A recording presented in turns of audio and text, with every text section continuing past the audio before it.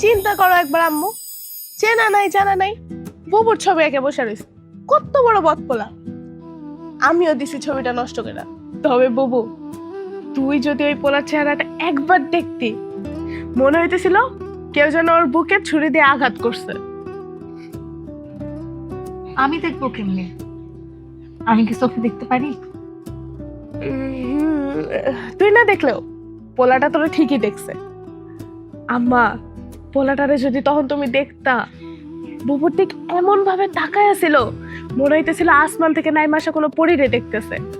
ছেলেটা কি খুব সুন্দর। আমার এই বুবুটার পাশে মানাইবো।